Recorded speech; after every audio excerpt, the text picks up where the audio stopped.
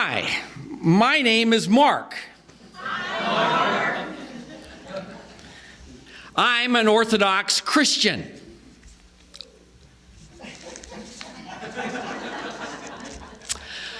I have been free from the Orthodox version of Christianity and the Reformed theological tradition now for 1,040 days. Now, I begin this sermon with what has come to be known as the traditional way a speaker at Alcoholics Anonymous, Narcotics Anonymous, Gamblers Anonymous, and so forth begins his or her talk and discussion about their journey towards sobriety. I did this to say that addictions come in many guises and disguises. I also wanted to state up front that there is never a cure, but only a commitment by the person to stay on the road to sobriety and to do everything in his or her power to overcome this terrible disease.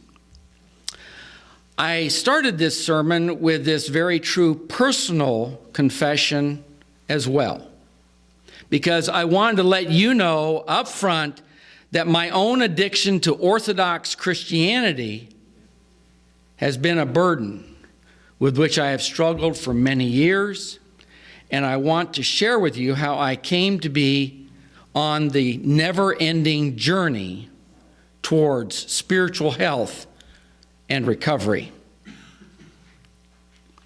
I struggled with orthodoxy, codified and transmitted in the creeds and the confessional statements found in the Reformed theological tradition, out of which the Presbyterian Church USA finds its origin. I did this for nearly 25 years.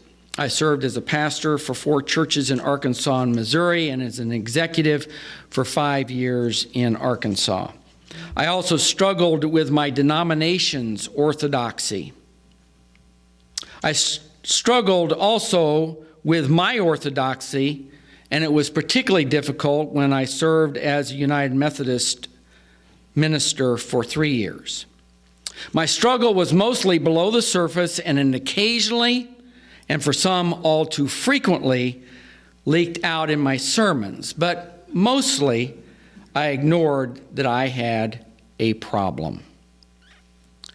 The struggle came to a head and actually coalesced, or better stated, when I became acutely aware of my problem with an addiction to Christian orthodoxy, when I led an advanced Bible study right after my retirement from the Presbyterian Church USA. For nearly 2 years, I led a group of Christians who had become disenchanted with mainline churches and fundamentalist thinking. I gleaned from these folks individually and also collectively that they wanted more depth. They wanted a place to ask questions and to struggle. They wanted a place where they could be on the journey and not feel guilty about doubting and pushing back on their faith and their own understanding of Christian orthodoxy. Each Sunday at the Persimmon Hillberry Farm, the owner of which is sitting in the back there, and I'm glad that he came. Each Sunday at the Persimmon Hillberry Farm, located in southern Missouri, for a couple of hours, we discuss the Bible from a theological, literary, historical, cultural, philosophical, psychosocial, economic, and political perspective. No small undertaking. Well, this class was not for the lightweight thinker. This was a heavy class filled with smart, inquisitive students, with people who wanted to have more than just a superficial understanding of the Bible, their faith traditions, and their relationship with God and others. It was through this teaching that I realized that their struggles were my own struggles, and that what they were dealing with was what I had grown up with, Orthodox Christianity. Now, some of you may be asking, well, what is orthodoxy anyway? To be quite cynical about it, it's what 51% of the people believe. It doesn't necessarily mean it's grounded in truth or reality. It's just what 51% of the people or more think is correct or right. The more that we studied and shared, the more that the people in the class asked questions and likewise wrestled with their faith and their Orthodox beliefs. The more that they did this, the more I became convinced that my own addiction was stifling my relationship with God and others. And this revelation caused me to do some serious introspection and reflection. What did and do I believe? What did and do I preach? What did I promote in the institution, the church, whose primary function is to transmit orthodoxy? Apparently, however, I had to physically move out of the institutional church with all of its trappings and expectations, with all of its symbols and interpretations, with all of its rubrics and dogma, with all its programs and liturgies, before I could genuinely explore my own addiction to and the relevance of orthodoxy in order to do my job. In my retirement, several painful church experiences over 25 years and this advanced Bible study were the occasions for my physical move. When I retired, I no longer had a church. I no longer had the responsibility to preach the party line. This was very freeing, that physical move into retirement, but I had to intellectually, emotionally, spiritually, and socially move as well. Simply not attending or being a leader in a Presbyterian or Methodist church was not enough. Simply meeting at the berry farm was not enough. I needed to allow myself to see and experience things in different ways so that I could allow myself to see and experience things, my beliefs, my faith, my reasoning, my practice or orthopraxy in a different way. Well, such is the journey of a person who has an addiction. An addiction to a substance or a way of thinking or a way of acting. A longing, a need, a dependence upon something that is never satiated and only gets worse if not checked. Now, this is the reason why I selected the wisdom lesson today that came from the book of Genesis. This is one of the earliest Judeo-Christian stories about the human and divine relationship. In this passage, and for the purposes of this sermon, whether Abram actually heard God's voice or not is really not materially relevant. So in this passage, Abram and Sarai, later to be called Abraham and Sarah, went on a journey. Now, this was not a journey across the aisle like what you all just experienced here. And my guess is some of you felt some discomfort in just simply moving across the aisle, right? Or at least some wonder about what in the world is going on. Well, this is not one of those short journeys across the aisle, or even for that matter, across the street or across the town.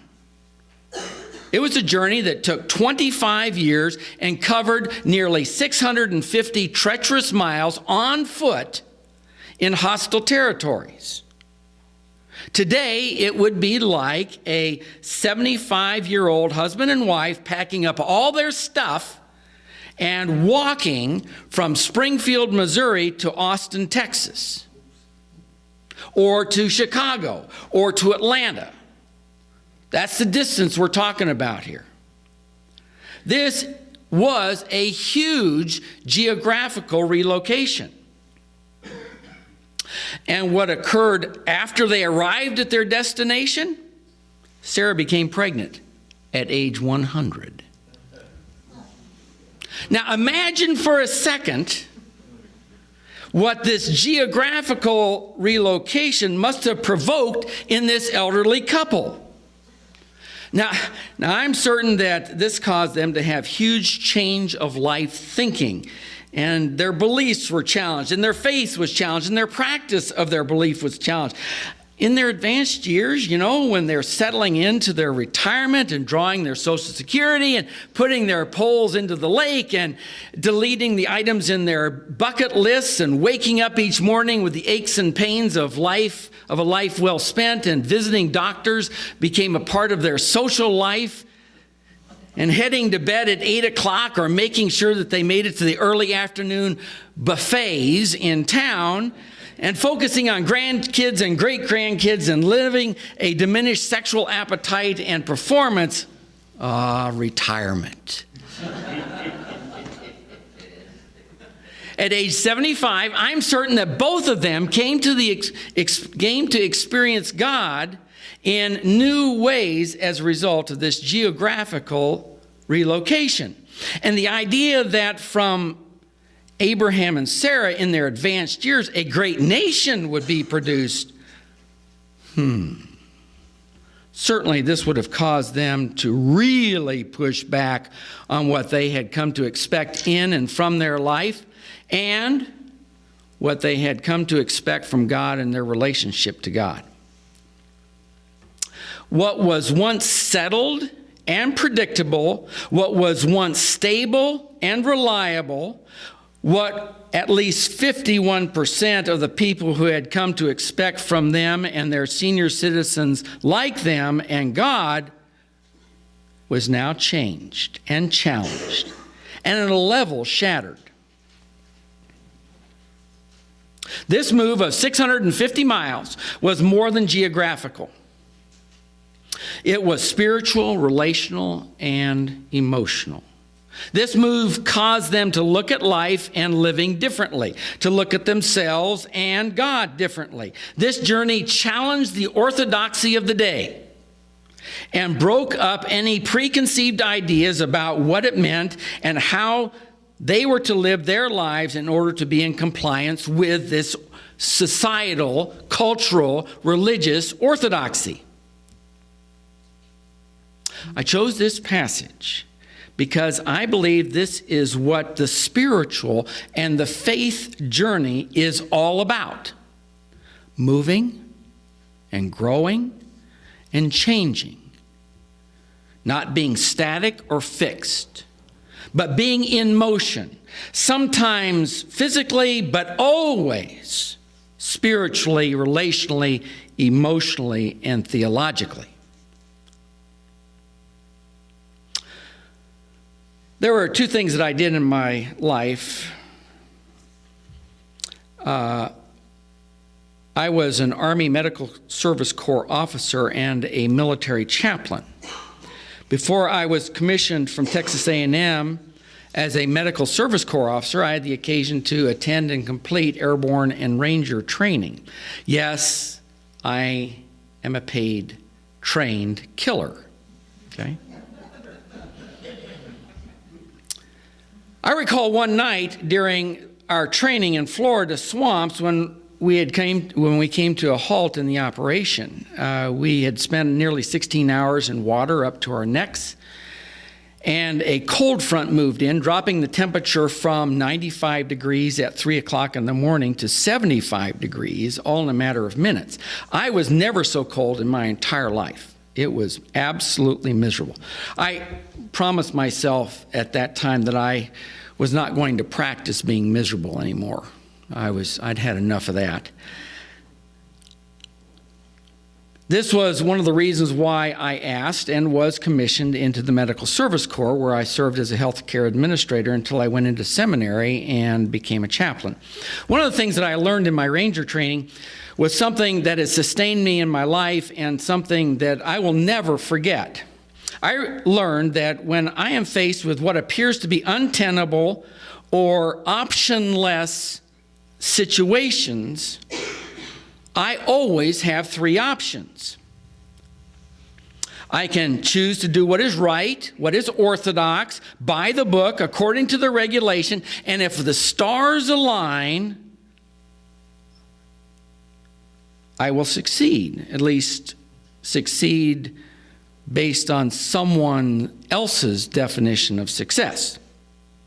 Or I can choose the unorthodox course of action, move, change my location, look at things differently, and this will give me the element of surprise, and therefore it increases my odds of success, however that's defined. The third option is to do nothing and just sit there and become a target. I learned over my time with the Rangers that the last thing you want to do is be a target. And I fear that that is what has happened in the mainline church today. Instead of moving and changing and morphing when faced with an untenable situation, that of increased membership decline, increased relevance to the society and the community and the world, when faced with that, instead of changing and moving and adapting, the mainline church has continued to do what is orthodox or has become a target. Amen. And we got to stop that. That is what faith life is all about. Now, I wonder if Abram and Sarai felt, perhaps they knew or they were told that their journey in life had not ended, and they simply needed to move.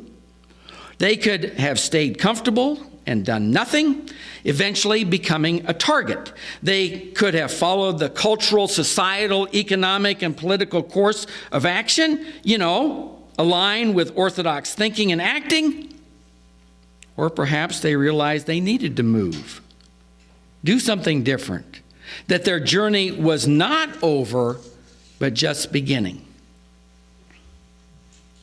Now, perhaps this is exactly what being a person of faith is all about. Being on the journey. Not having all the answers, not living in certainty, but living in faithful ambiguity. It is also easy to go along with everyone just to get along. Not challenge the status quo or the traditional norms or the traditional way of thinking with its superstitions and prejudices, with its prayers and litanies said without thinking, its creeds recited without context. It is so easy to check your brain at the door and simply accept the stories uncritically, or to rationalize the inconsistencies and the illogical arguments and ideas, and chalk it up to being faithful. Over my 25 years in ministry, I fear that this is what has happened in the modern American Christian church, leaning on the everlasting arms of orthodoxy, or right thinking, and right doing orthopraxy. But is this really what a person of faith is supposed to be all about? I don't think so. The sermon title today is, Why Be a Progressive Christian Anyway?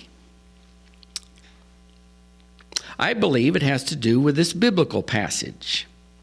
Being on a journey. Not being satisfied with the status quo, the easy answers, the irrational or illogical ideas.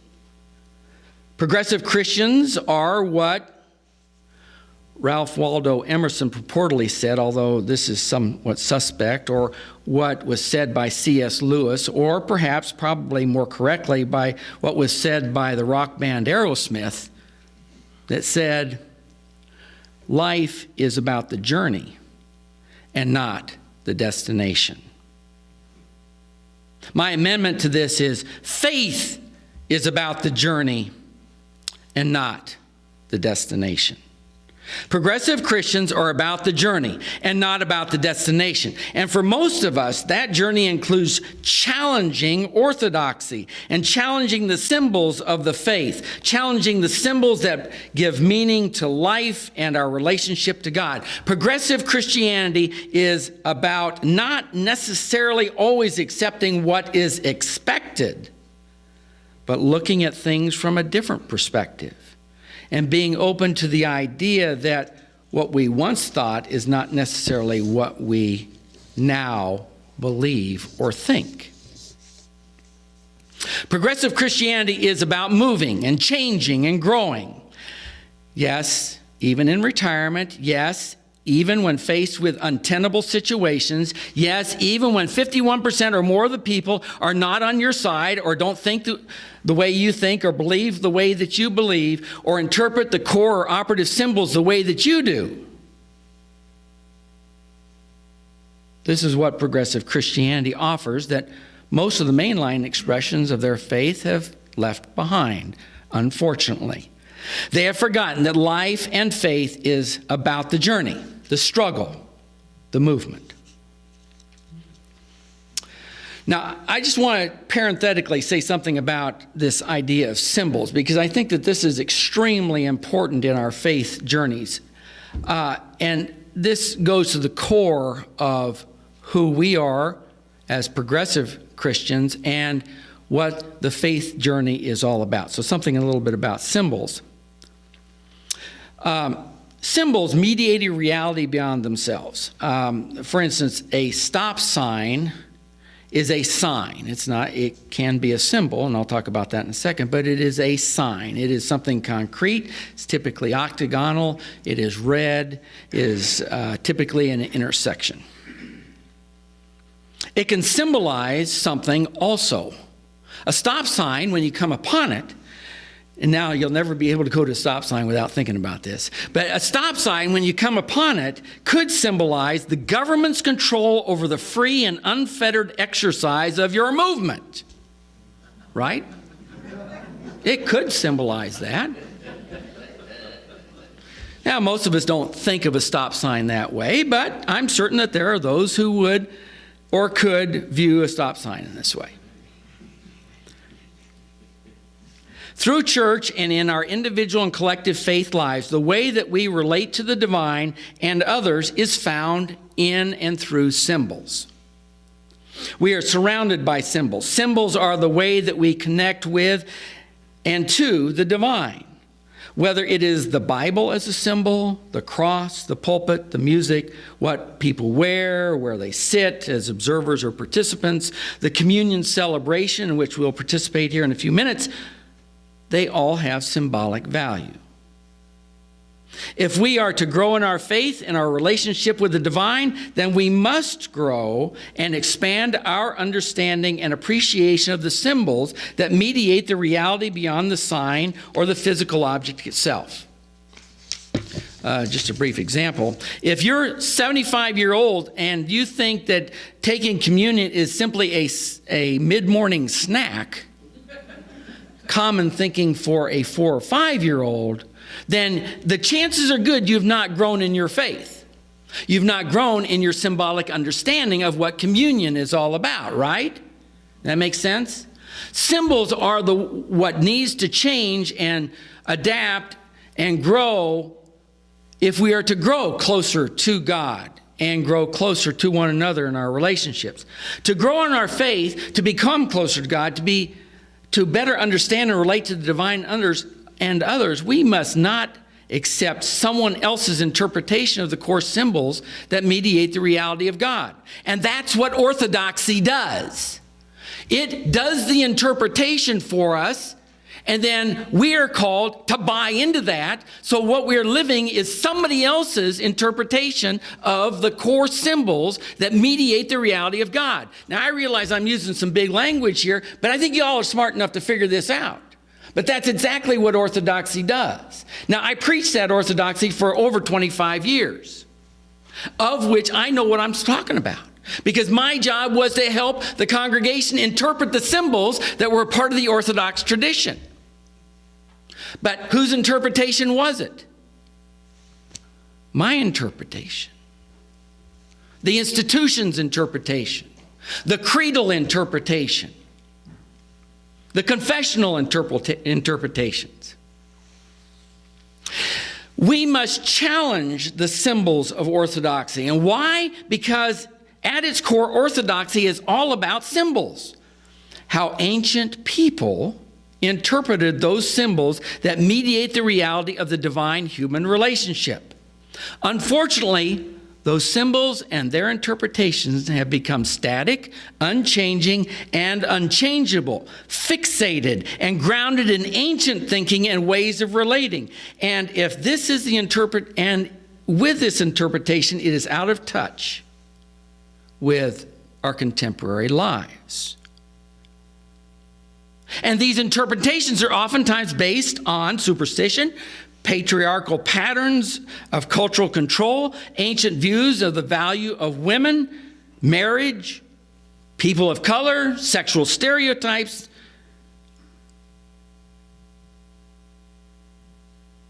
It seems like these interpretations are out of touch with our modern and inclusive views of love. And these must be challenged. They must be reinterpreted for our own time and our own history if we are to grow in our faith lives, if we are to grow closer to God. If we don't challenge these symbols, these ancient interpretations of the symbols of faith, we will become a target. We will not move in the direction of growth and faith. We'll be as good as dead. And this has become the case in our modern church, I'm fearful, today. The journey ceases to be our journey, but someone else's journey. And when it does that, we've stopped in our journey. So, my sermon title, Why Be a Progressive Christian Anyway? It's because at its core, the progressive Christian movement, from my interpretation, is about challenging the 4th century interpretation of the divine human relationship, the superstitions and the prejudices that captivated that time in human history, the flat worldview, the ancient political and cultural power structures, the unenlightened socio-cultural, socioeconomic, political, and cultural norms, and its symbols. Most all of progressive Christianity challenges the symbols that prop up the status quo and the way that we have always thought about things and people and God and the way that we have lived out those norms and expectations. Progressive Christians are all about taking on the daunting task of moving, sometimes physically, but always spiritually, relationally, emotionally, and culturally. Progressive Christianity is about the hard work of breaking our addictions to orthodoxy, the rote, fixated, static beliefs of bygone days. For me, I'm learning about and seeing evidence in the progressive Christian movement as being what Christ was. Christ being someone who took the core, foundational, and the operative symbols of the culture and the religious world of his day and gave to those that would listen a new meaning for what it means to be totally, authentically human, totally and authentically in line with what God expects. This, for me, is a reason why progressive Christianity, in my own struggles with my addiction to orthodoxy, my own attraction to the easy fix, my own attraction to what others have taught and thought and felt, my own uncritical examination of my faith and the role of the church institution is so important. In order for me, and I believe for all of us, to be authentic people of faith, we must critically examine what we have been taught. We must move beyond the comfortable We must step out of our comfort zones and see life and living in God, our faith, with new eyes and from new perspectives. We must engage and embrace the journey. May we all be brave enough to be on that journey. Amen. Amen.